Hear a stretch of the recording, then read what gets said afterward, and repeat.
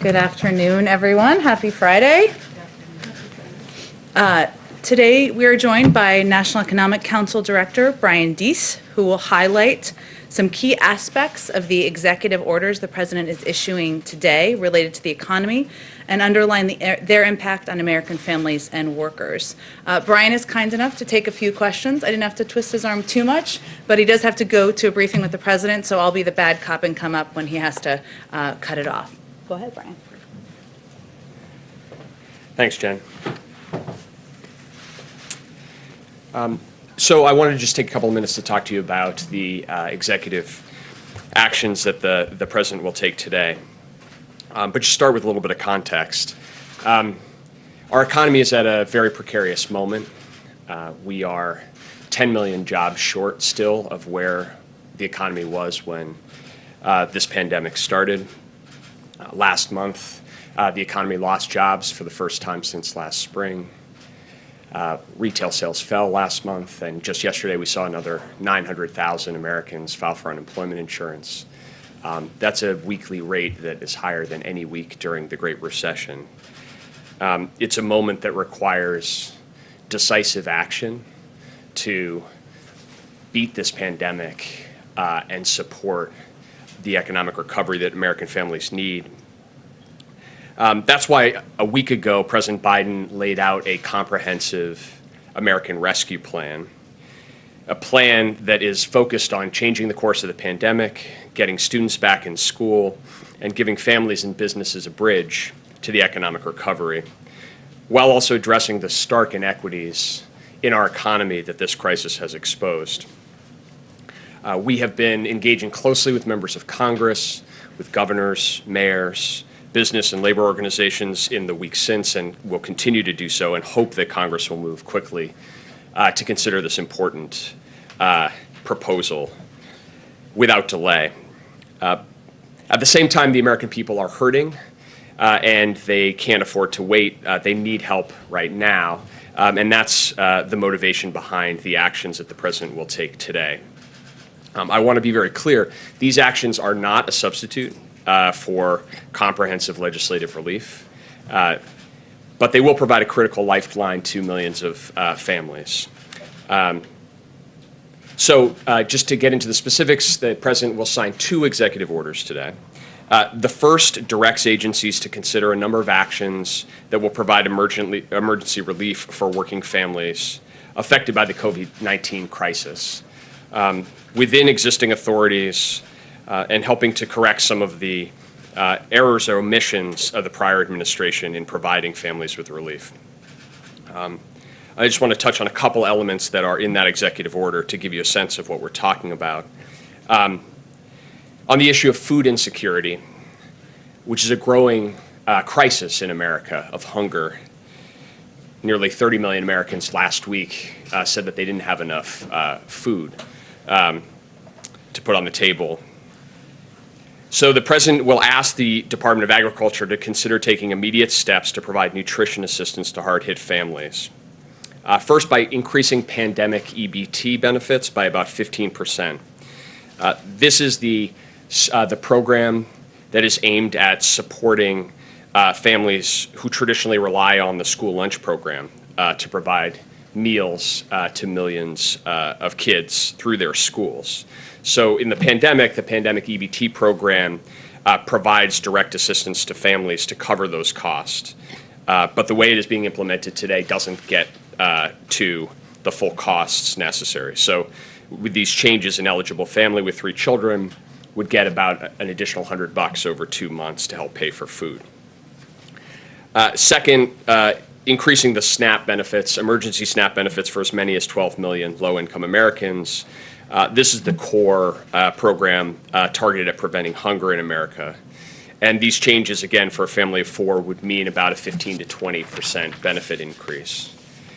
And third, revising the Thrifty Food Plan, which is really the basis for determining the SNAP benefits, is out of date and needs to be updated to better reflect the cost of a healthy diet.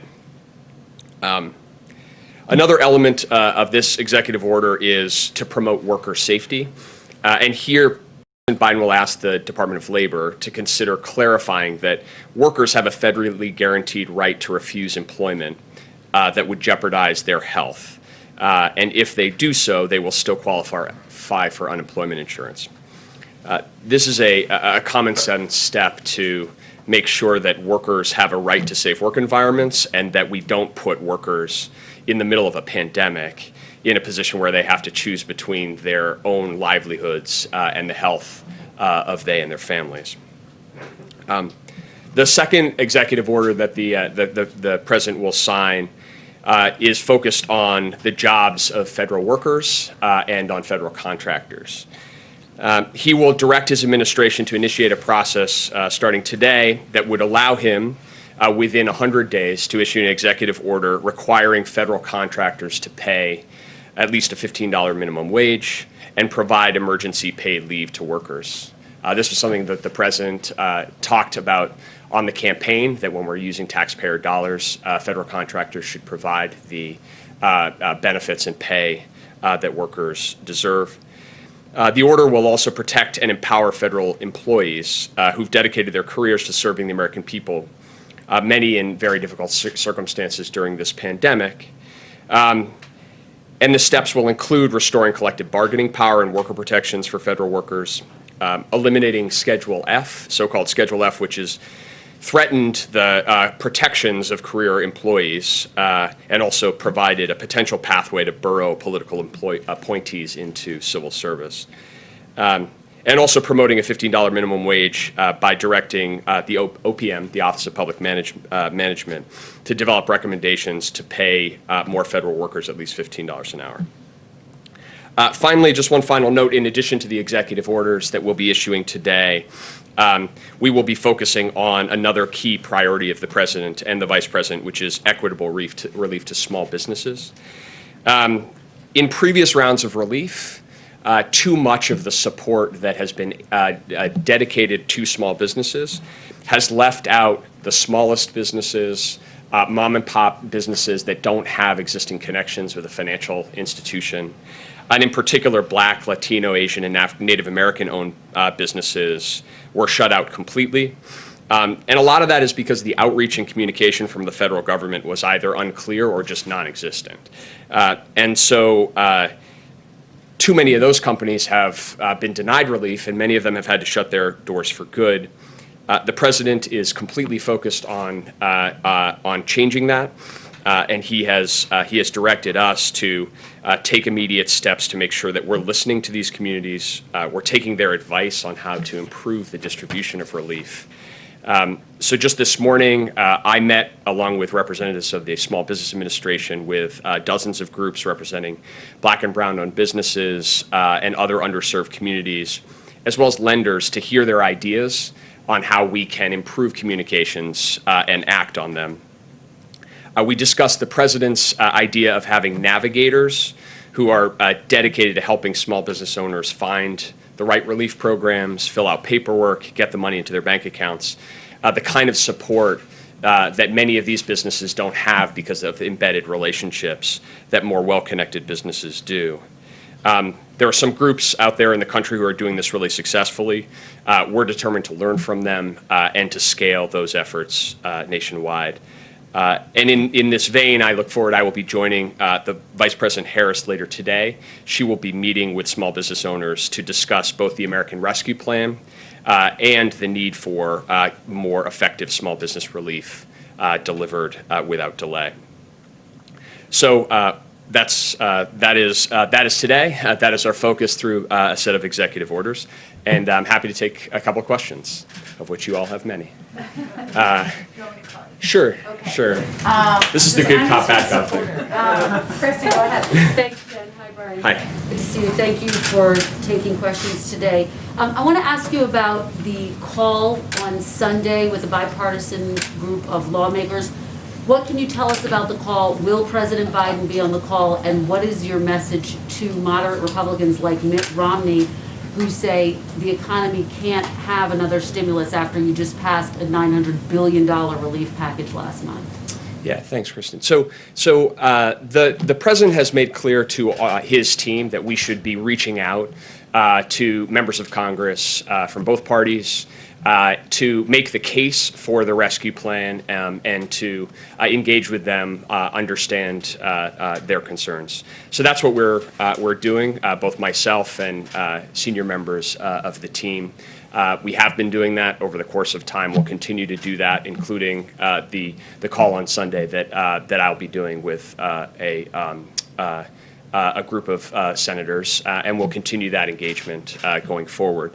In terms of the message, it's pretty clear. We're at a precarious moment for the virus and the economy. Without decisive action, we risk falling into a very serious economic hole, even more serious than the crisis we find ourselves in, and economists across the board, including today President Trump's former chairman of the Council of Economic Advisors, arguing strenuously that now is the time for that type of decisive action for the economy, and that we can't wait to provide the resources to make sure that we can open schools, we can get vaccine shots in people's arms, and we can provide that bridging relief to families and small businesses. There's a lot of support. I met with a group of mayors yesterday, bipartisan group of mayors from across the country. You hear from mayors, you hear from governors just crying out that in order to take on these crises, the public health and the pandemic and the economic crisis at the same time, now is the moment for that kind of decisive action. That's the case we'll be making. And just to be clear, Brian, will President Biden be on the call? And if not, why not, if this is so urgent? So, like I said, we're doing all outreach. The president has directed the team to do outreach to members of Congress, to business and labor organizations, to mayors and governors, and we're in the process of doing that. I'll be having that conversation on Sunday. You can expect that other members of the administration will be engaging with members of Congress across time as well. And just very quickly, Brian, if I could, what would a February impeachment trial, how would a February impeachment trial impact getting the COVID relief package passed? Look, I think that we are facing right now a period of multiple crises. And what we're going to need is to be able to act on multiple fronts. And so that's certainly, we understand, and as Jen has spoken to, we understand that the Senate has a constitutional obligation in this context. But we also have these pressing economic and pandemic priorities as well. So that's why we're engaging. That's why we're focused on making the case, and certainly with the expectation that Congress will heed that call and move forward. I promised to do a whole briefing after this, so just we'll do econ questions for Brian. Go ahead, Mary. Thank you very much. If you are able to pass this nearly $2 trillion plan, do you envision this being the last round of stimulus, or do you think you may need to do more? What I can tell you is if we don't act now, we will be in a much worse place, and we will find ourselves needing to do much more to dig out of a much deeper hole. So what I can tell you is the single most important thing economically right now is to take decisive action along the lines of what we've laid out in this rescue plan. And you hear, again, from economists across the board, whether it's the Federal Reserve, the International Monetary Fund, and economic experts across the political spectrum as well. When you're at a moment that is as precarious as the one we find ourselves in, the risk of doing too little, the risk of undershooting far outweighs the risk of doing too much. And that's the economic logic, the economic case behind this package. I think you've also heard the president clearly explain that his economic approach is one where rescue and recovery need to come together. And he'll be speaking more about his recovery plans in the coming weeks that are about building back better, an urgent priority to start creating the kinds of good jobs that we know we're going to need coming out of this crisis. And after the recession, it took nearly a decade to get the country back to full employment under the Obama administration. If you're able to pass this rescue package, how long do you think it will take for every American who wants a job to be able to have one? Well, I would just point to, just one example of an independent analysis that was done of the American Rescue Plan by Moody's. And what they said, what they found was that if we passed the American Rescue Plan now, we could see 7.5 million jobs created just this year. and we could see a return to full employment a full year ahead of what is projected if we don't. So those are the stakes involved, and without this kind of decisive action, we're going to have a much deeper economic hole. And that's why we are so focused on making the case for decisive action now. Justin? Thanks, Jen and Brian. I wanted to follow on Walker's question a little bit.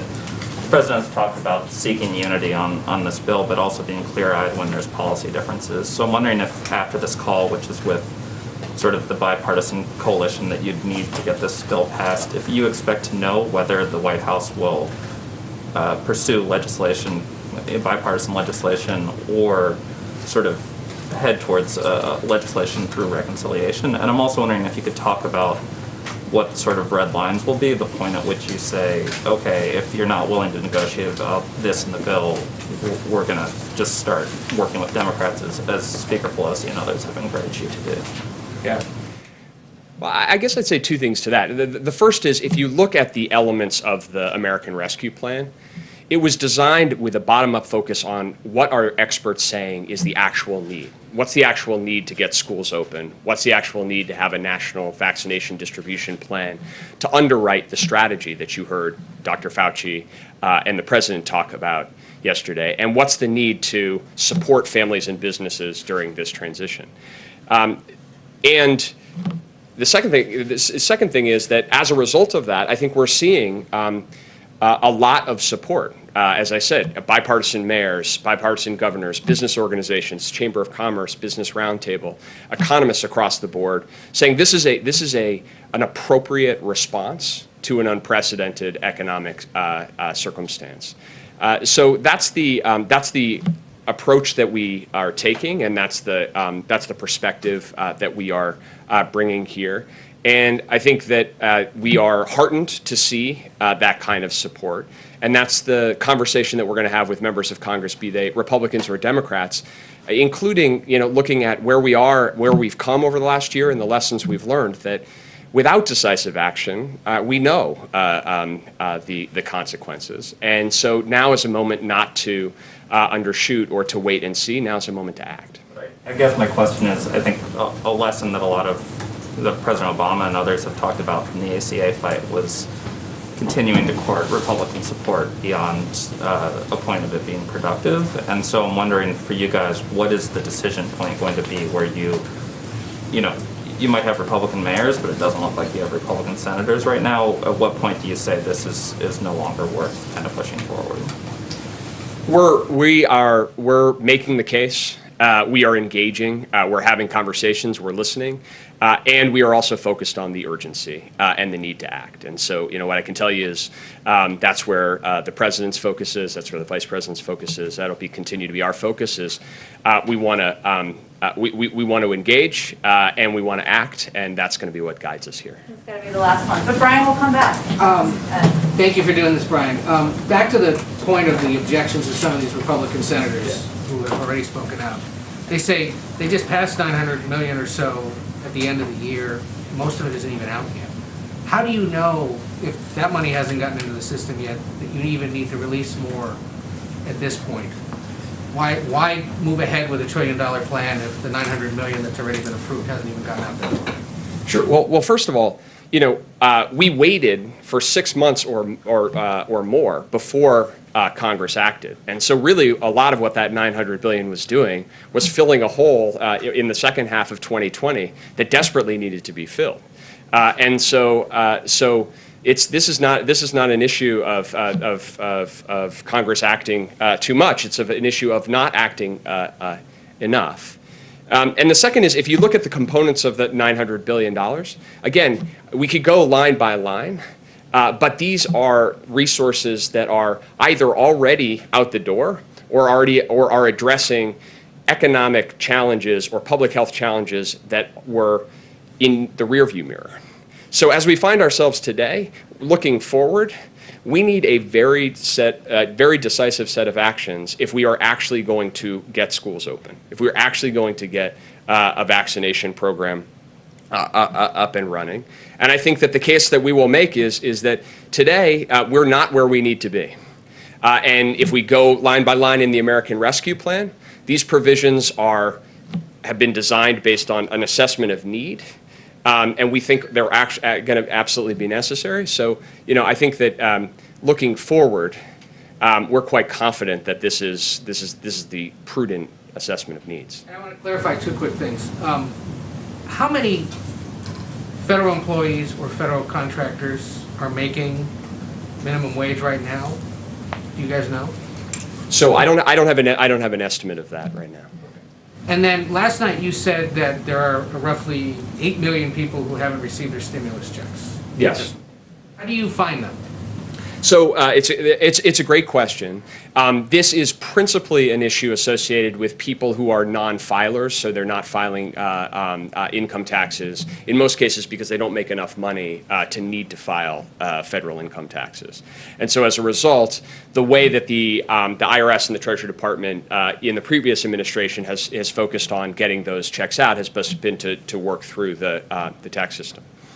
But those are people who are legally entitled to those checks, and so we have a number of strategies that we're going to pursue, and that today we'll start with the President's executive order to direct the Department of Treasury to consider a whole range of efforts, including creating an online portal that would allow people to easily identify if they're eligible, to work through counterpart organizations to actually affirmatively do outreach to communities where we know there are significant numbers of these families and these individuals, to let people know that they may be available. Some of this is education outreach as well.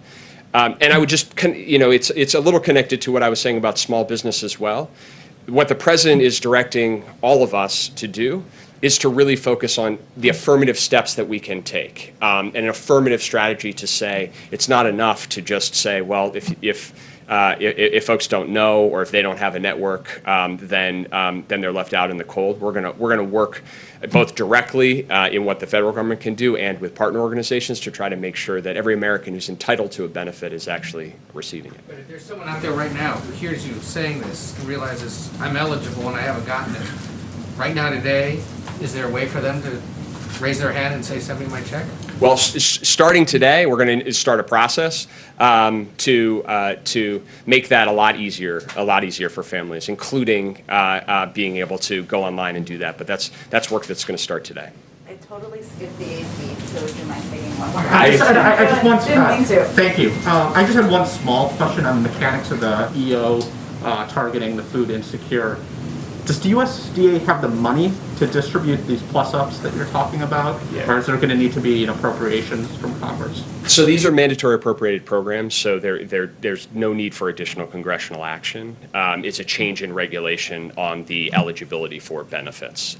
So these are changes that can be made under existing statute and under existing budgetary authority without any additional action from The Congress. money's there, though, to... Yeah, it's a mandatory program, so it operates based on the benefits are paid out based on who is eligible. Great. Thank you, Brian. I'll be back. Great. Thank you all.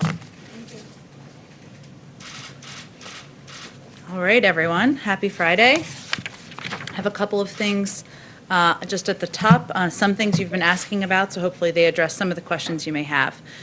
First, we applaud the Senate's strong bipartisan confirmation of Lloyd Austin, who has been breaking barriers all of his life as the first Black Secretary of Defense in our nation's history. Secretary Austin's confirmation is a major benefit to our national security, and he's going to hit the ground running, leading the Pentagon. He will be sworn in today, but he will be sworn in more officially by the not more officially, I should say, but he will be sworn in more ceremoniously on Monday by the Vice President. Similarly, the President is very happy to see that Janet Yellen, the first woman who would ever lead the U.S. Treasury Department, was unanimously voted out of committee this morning. This should only be the beginning. We're facing unprecedented challenges and threats to our national security during these emergencies, and our country urgently needs our Secretary of Homeland Security in place. Alejandro Mayorkas is one of the most knowledgeable Homeland Security experts in the country. He's earned bipartisan praise, and he's been previously confirmed by the Senate 3 times. This is a confirmation that we are going to continue to press on in all of our engagements and conversations with the Senate. I also have some news to share on the President's response to domestic violent extremism. The January 6th assault on the Capitol and the tragic deaths and destruction that occurred underscored what we have long known. The rise of domestic violent extremism is a serious and growing national security threat. The Biden administration will confront this threat with the necessary resources and resolve. We are committed to developing policies and strategies based on facts, on objective and rigorous analysis, and on our respect for constitutionally protected free speech and political activities. Our initial work on DVE will broadly fall into 3 areas. The first is a tasking from President Biden sent to the ODNI today, requesting a comprehensive threat assessment coordinated with the FBI and DHS on domestic violent extremism. This assessment will draw on the analysis from across the government and, as appropriate, non-governmental organizations. The key point here is that we want fact-based analysis upon which we can shape policy. So this is really the first step in the process, and we will rely on our appropriate law enforcement and intelligence officials to provide that analysis. The second will be the building of an NSC capability to focus on countering domestic violent extremism. As a part of this, the NSC will undertake a policy review effort to determine how the government can share information better about this threat, support efforts to prevent radicalization, disrupt violent extremist networks, and more. There's important work already underway across the interagency in countering DVE, and we need to understand better its current extent and where there may be gaps to address so we can determine the best path forward. The third will be coordinating relevant parts of the federal government to enhance and accelerate efforts to address DVE. This considered, NSC-convened process will focus on addressing evolving threats, radicalization, the role of social media, opportunities to improve information sharing, operational responses, and more. Just a couple more items. As you all know, right now, the president and vice president are having lunch. This is something they look forward to doing every week. They'll be discussing their agenda, particularly getting relief to working families and containing the COVID crisis. And I'm sure they'll talk about the last 48 hours as well. Later today, the president will speak with Prime Minister of Canada, Justin Trudeau. We confirmed that earlier this week. He'll also speak with President of Mexico, Andrés Manuel López Obrador. We'll have readouts of both of those calls when they happen. Yesterday evening, the First Lady held a virtual event to honor and show gratitude for the hard work of educators across the country, especially during this difficult time of COVID-19. She was accompanied by the presidents of both the American Federation of Teachers and National Education Association. Over 11,000 educators attended the virtual meeting. Today, she will tour the Whitman Walker Clinic in Washington, D.C. to highlight and promote support services for cancer patients and caregivers. And while I know that was in our guidance, we want to use this platform here to also share with you information about both the Vice President and the First Lady moving forward. One more item as well. Earlier this morning, or late this morning, I should say, the President called General Daniel Hokanson, who is the head of the National Guard, to thank him for not just his work of the last few weeks, but the work of the National Guard over the last several years. He talked about his own personal commitment and connection to the National Guard, given his son had served previously. And he offered assistance, any assistance needed of both the government, but also on a personal level, and asked him to reach out if there was anything that he ever needed. I will stop there. Just a few updates. So, Amar, why don't you kick us off? Thank you. I know this has been asked of you several times, but now that there is a impeachment trial imminent, does President Biden have a opinion on whether former President Trump should be convicted? And then secondly, with how this is going, you're now getting a little bit of momentum on confirmations. You have all that you need to get going on coronavirus, on the economy, and so forth. Is this just going to slow everything down? And does it also take away from the ability to unify? Well, first, remarkably, at this moment in history, we have some recent precedent of the Senate conducting an impeachment trial while also doing the business of the American people. And when the trial was being conducted last January, there were also hearings that were happening nearly on a daily basis, and we expect that type of work to continue. I'll also note, purely on an operational level, the House can also proceed and continue to do the work on the American Rescue Plan. move that forward, and we certainly expect and hope that they will do that. But what the president's view is what cannot be delayed through this process is his proposal to get relief to the American people at this time of crisis. So he's confident, he remains confident after serving decades in the Senate that the Senate, members of both parties can walk and chew gum at the same time and can move forward with the business of the American people. Does he believe that former President Trump should be convicted? Well, he's no longer in the Senate, and he believes that it's up to the Senate and Congress to determine how they will hold the former president accountable and what the mechanics and timeline of that process will be. Just on DVE, if you don't mind, are the tools and methods available to federal law enforcement? Are they what we need right now? Are we still stuck in sort of a post 9/11 mindset? And does there need to be really broad, radical rethinking about how we sort of approach things in the federal law enforcement?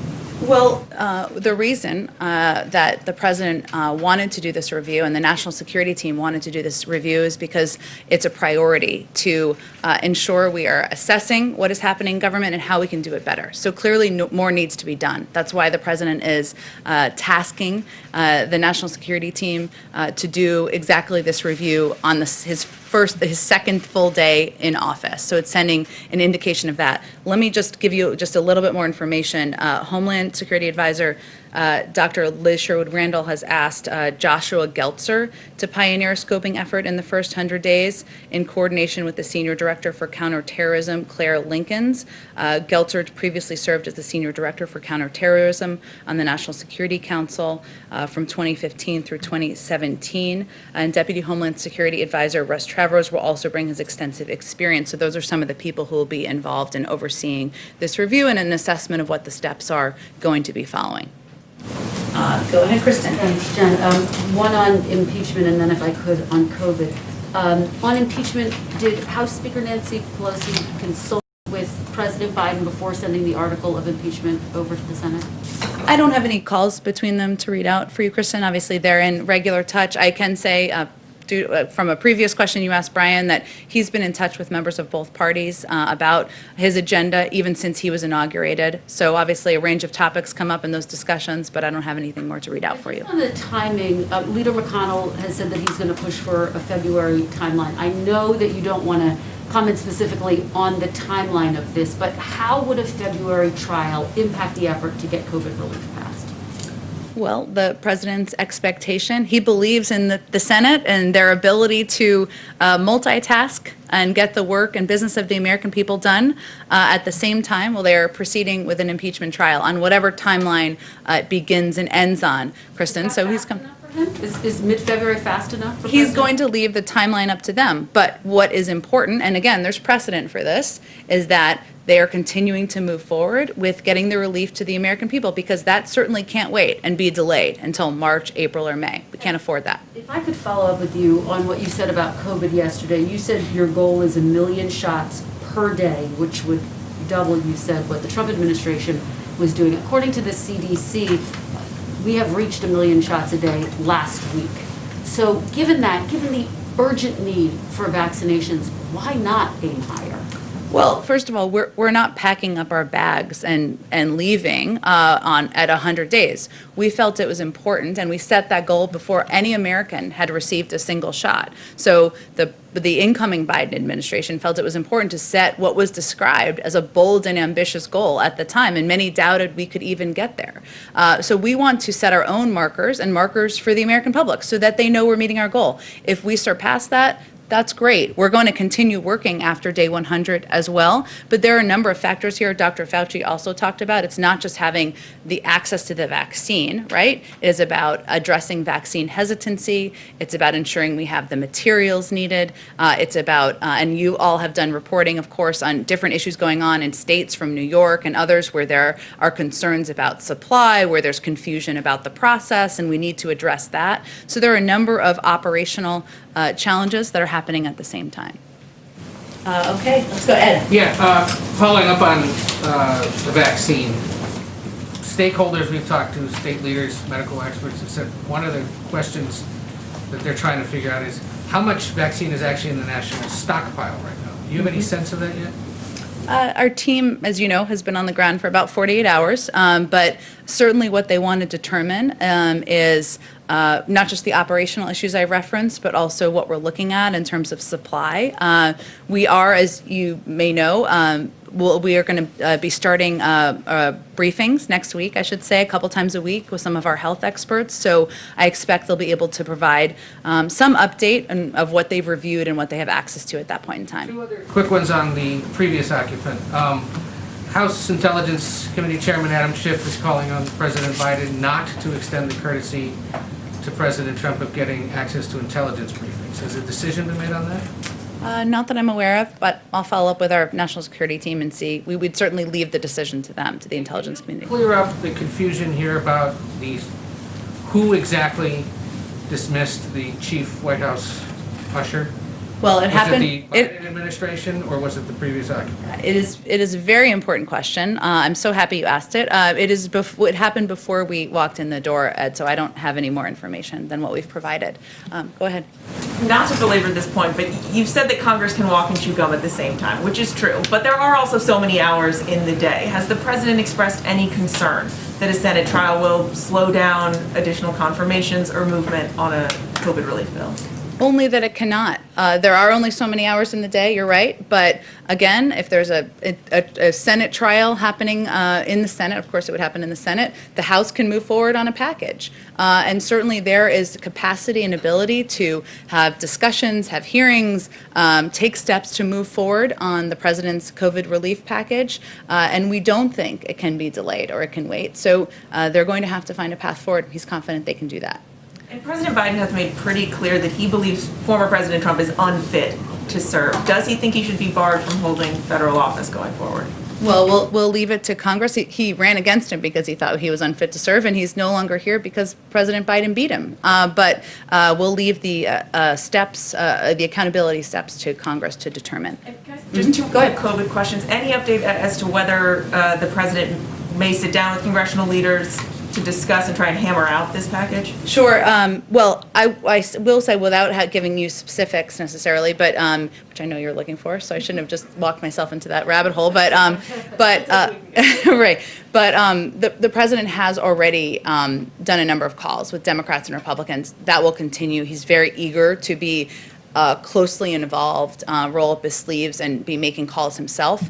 I don't but I don't have an update on any meeting. I will, though, just add, just for context, I know the reporting, thanks to your reporting, I suppose, about the meeting this weekend kind of got out there, and obviously Brian confirmed it. There are a lot of meetings happening at one time with a lot of different officials, so I wouldn't see that as like this is the negotiating tool. That is one of many engagements and one of many discussions that the president, the vice president, senior members of the White House team are having and are ongoing. And as outlined right now, is he confident that you have enough Democrats on board with this plan to pass this?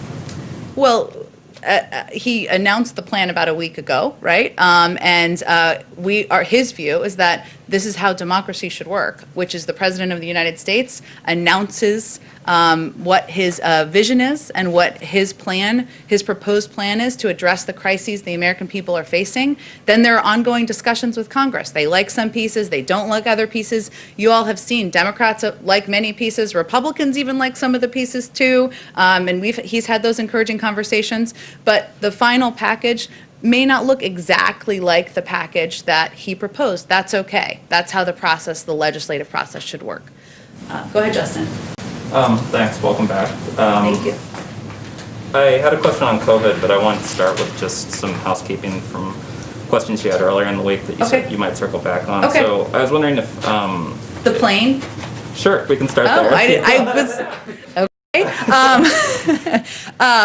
On the plane, we are certainly aware of the White House military unit's proposal that has been submitted to them about reconsidering the color scheme of Air Force One.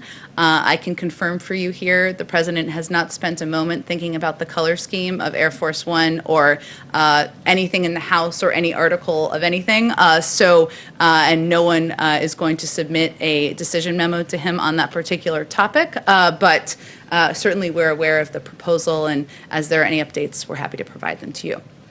Maybe a little more substantively, I was wondering, mentioned syringes yesterday, but not if you were, or not specific companies that might have had DPA contracts either started or come in, and then also DC statehood was an issue that was raised in a previous briefing. Sure. Well, on the first, I don't have specific companies for you. I can circle back with our COVID team and see if we have more specifics. Obviously, those conversations are happening as we speak. There was a question yesterday about whether the Defense Production Act had been invoked. It has been invoked, so those processes are now rapidly ongoing. The president has supported DC statehood in the past. That certainly remains his position, but I don't have anything for you on the timeline or next steps there. Oh, go ahead. Just the COVID one quickly. A kind of trademark of the last administration's efforts were that there would be a big announcement like Jared Kushner's testing website, and then no timeline put on it, and it never really materialized. So I was interested when the chief of staff last night said that there would be a central clearinghouse for vaccine information, and I was wondering if you could provide a sort of expectation or a timeline on when Americans could expect that there's a .gov email address or .gov website or a phone number that they could go to find out their specific vaccination information. Well, I know all members of my family are also asking the same question, as I'm sure yours are. It is something we're eager to do and also provide more information to the American public about when they can call their pharmacy and schedule an appointment, just to make it much easier. The lack of information and the disinformation at times about how people can get the vaccine, when they can get the vaccine, who's eligible, has created a great deal of confusion. As you all know, I don't have anything on the timeline, but I will remind you that the person who saved healthcare.gov and the person who helped him are working on the COVID team. So we're in very good hands, and they're certainly committed to getting more information out in a more accessible way. Go ahead. Thanks, Jen. Two questions. The first is having to do with the operations of the West Wing. There's some curiosity about this from the early days of the Trump administration, so I'll ask you. Who has Oval Office walk-in privileges in this White House? Do you have Oval Office walk-in privileges as you speak for the president? And how is that access to the president controlled you? Well, I don't know that I'm going to give you a list of everybody, but I will convey that, since the first conversation I had with then President-elect Biden, he conveyed to me it was important that we have regular conversations and we're able to have a discussion about how he sees things and questions that are coming up to ensure that we are providing you all with information not just about our policies, which is of course pivotal, but his also his thinking on issues. So I talked to him this morning, and certainly I expect and anticipate I'll have regular conversations with him. And there are a number of other people who have those conversations with him on a daily basis as well. That's part of his style, and part of his style of governing is to make sure people who are engaging with the outside world have an understanding of his thinking. One more question for you. Is Dr. Deborah Birx still a member of this president's COVID response team? I will have to circle back on that one. That's an excellent question. I don't have any information on it in front of me. Go ahead, in the back. Thank you, ma'am. I've got a question about the Senate and then also a foreign policy question, if you'll let me. Great. I love foreign policy questions. Thank you. Senator McConnell and Senator Schumer have been going back and forth over discussions when it comes to a power sharing situation. Obviously, the sticking point has been the filibuster. Are you concerned that those negotiations could potentially delay the president's legislative agenda, his nominees, and then also, does the president still oppose overturning the legislative filibuster like he did in that interview with the New York Times? Sure. Well, the president's position hasn't changed, but I will say he's conveyed in conversations with both now Leader Schumer and Senator McConnell that they need to have their conversations, of course, but he is eager to move his rescue plan forward. He is eager to get relief to the American public. He wants to work with both of them to do exactly that, and he wants it to be a bipartisan bill. So that is his objective. So his position hasn't changed. He opposes overturning the legislative filibuster? He has spoken to this many times. His position has not changed. The previous administration, on their way out the door, declared that China's human rights abuses against Uyghur Muslims were, quote, crimes against humanity, and, quote, a genocide. Does the president agree with that determination, and will he keep it? Well, I know that our Secretary of State is just about to get confirmed, or so Senator McConnell tells us, and I'm sure he will be reviewing. I know he will be reviewing a number of the decisions and assessments that have made. Obviously, the president has spoken before to the horrific treatment of Uyghurs, but I don't have anything more for you on it. I can check with our national security team and see if we have a more up-to-date statement. Go ahead. Hi, just a couple of quick follow-ups. The USDA aid for families that depend on schools to feed their children, that is $100 for 3 children every 2 months. I mean, is that too little, too late? What more are you thinking of doing? Well, first, I will say that the executive actions, and this is something when we were discussing this with the president earlier today, are just part of his effort to bring relief to the American people. His priority was overturning a number of the detrimental steps that the Trump administration had taken, and to take steps that he can, through executive authority, through the review of the legal team, to bring that relief. But he has also proposed this large package, as many of you have pointed out to all of us, to bring additional relief. And he wants to work with Congress to build on the executive actions, to take a bipartisan approach to making sure we are that kids have food to eat, that people who don't have jobs have the relief they need, that we can get the vaccine out, that schools can reopen. Those are all priorities of his, but his big focus is on doing that in a bipartisan way with Congress. And there was this other detail mentioned about the $15 minimum wage, and I know Brian spoke about federal contractors. But the issue's obviously faced a lot of opposition in Congress over the years.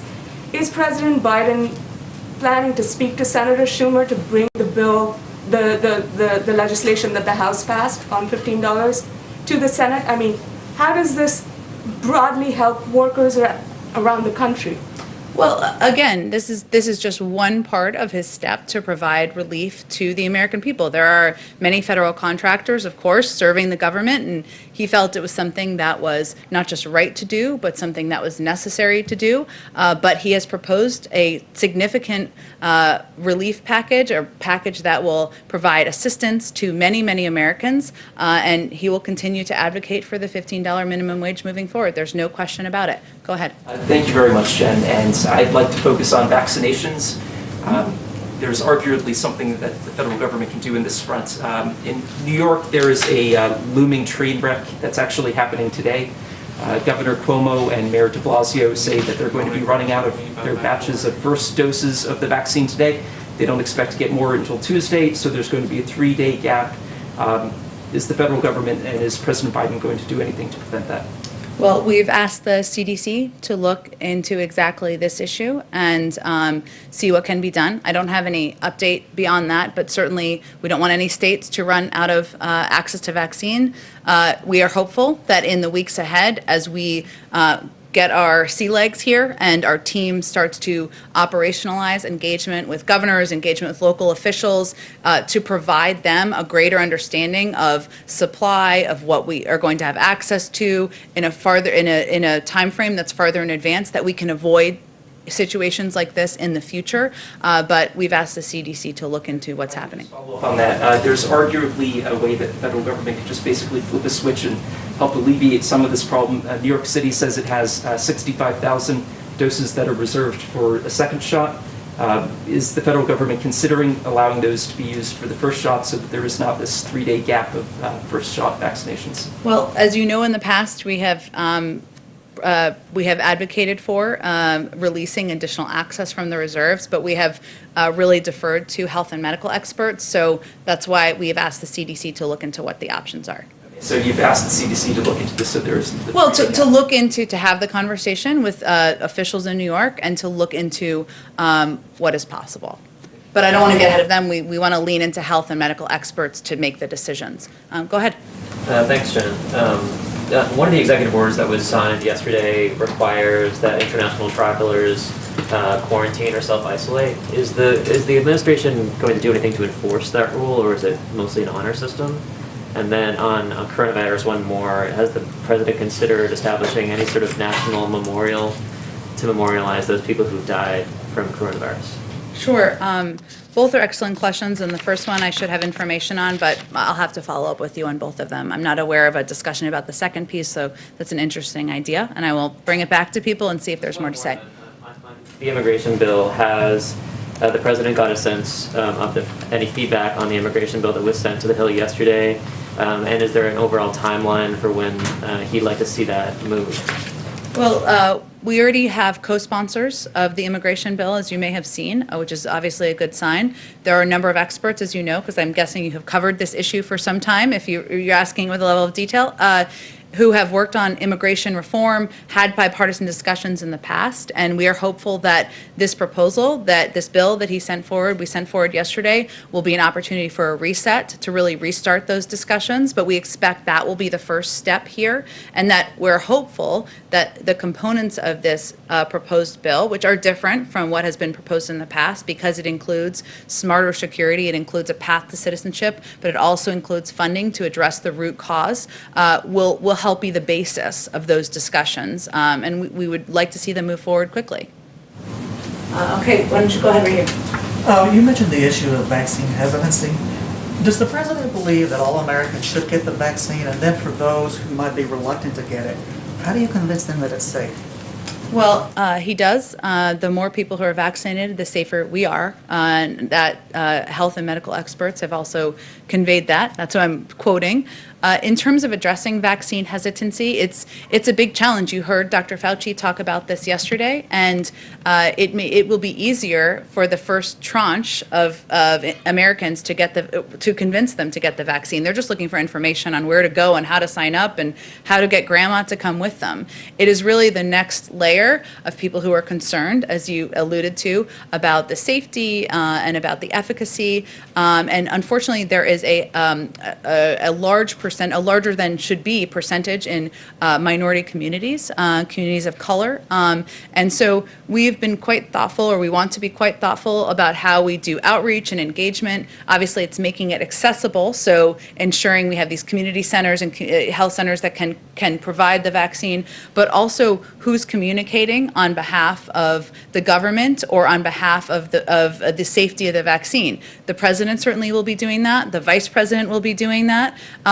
I know a lot of celebrities have offered, that's okay, but what's been interesting in the data, or great, we welcome that, but what's interesting in the data is that local doctors and local officials, people from the community are people who are often most trusted, and so we're really trying to empower and be able to fund local communities to be able to be the spokespeople to build that trust. Go ahead in the back. Thank you, Jen. You mentioned that the COVID package, the talks may evolve, it may change the package, and there are already some things that you feel like there's bipartisan support for.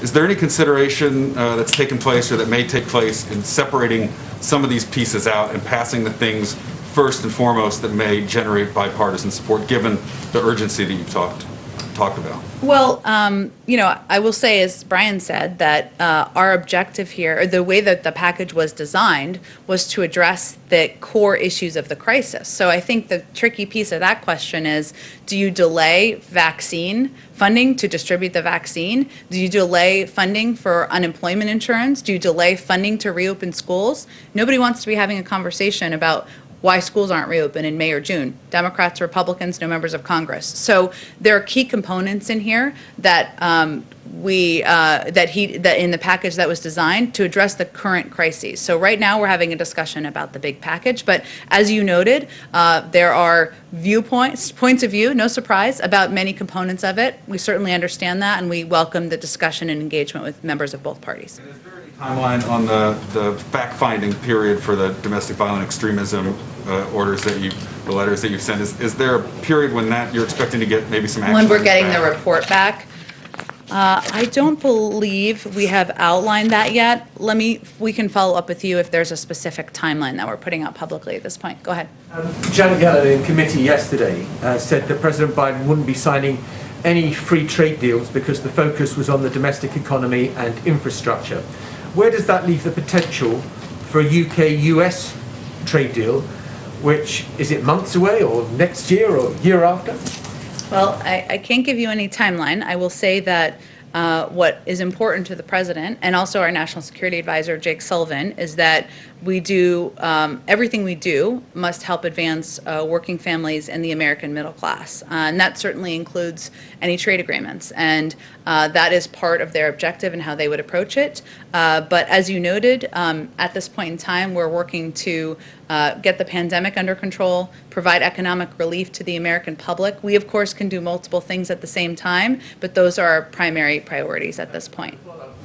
Can I ask what happened to the Churchill bust and what should be read about its removal from the Oval Office? Oh, such an important question. It's the plane of today. I will follow up on that. I don't have, it is something that may certainly be existing in the complex, of course. I'm very familiar with the bust, but we will circle back with you if there's more to update you on that. Go ahead. Actually, two follow-ups to what they were just asking you. On domestic unrest, first of all, does the president have any comment on the ongoing violence in Oregon and Washington State that we've seen in recent days?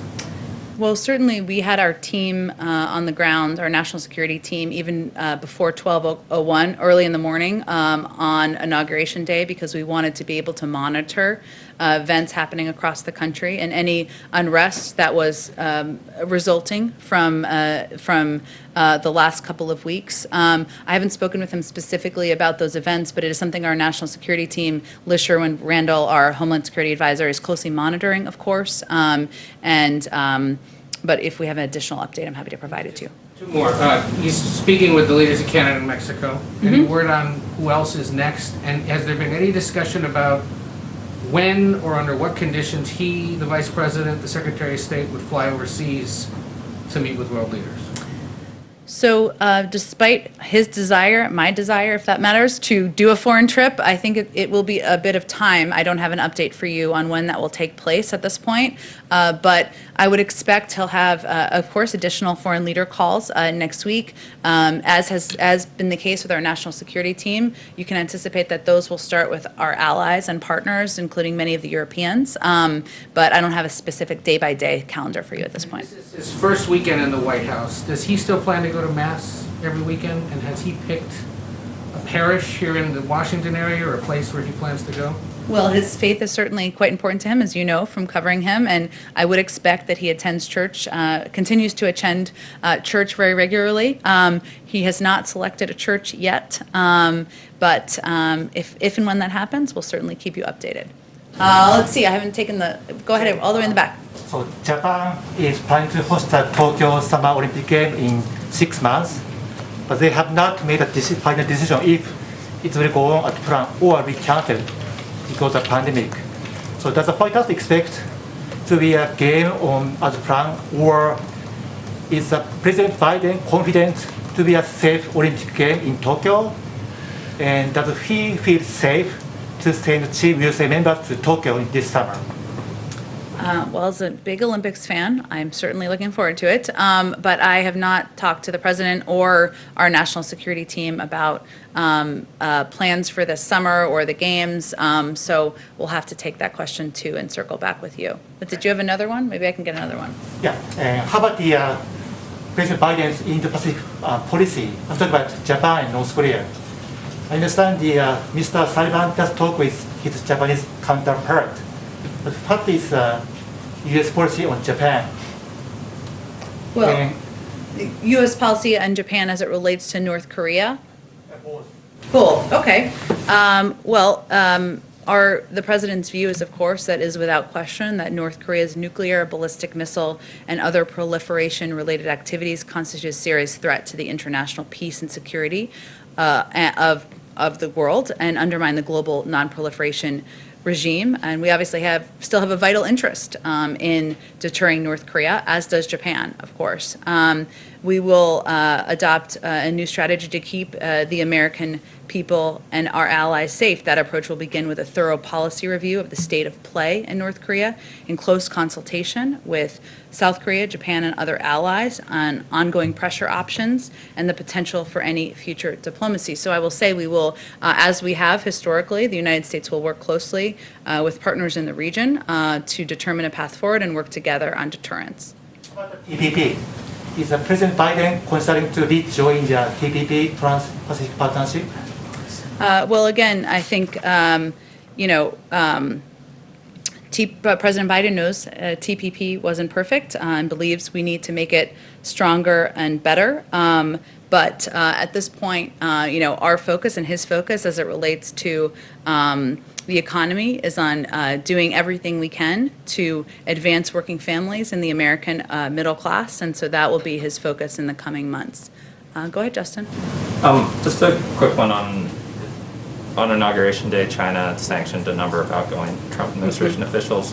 I know the NSC has put a statement out kind of denouncing that, saying that it was a political act, but there's been a call from some Republicans on Capitol Hill to either retaliate with sanctions against Chinese officials or to expel the ambassador here in Washington. I'm wondering if you're contemplating either of those actions. For those who didn't have the statement, well, I'll just, because it was there's been a lot going on this week, I think we can all agree. The Biden-Harris administration has noted China's sanctioning of more than 24 former Trump administration officials, imposing these sanctions on Inauguration Day, as they did is seemingly an attempt to play partisan divides. Americans of both parties should criticize this unproductive and cynical move.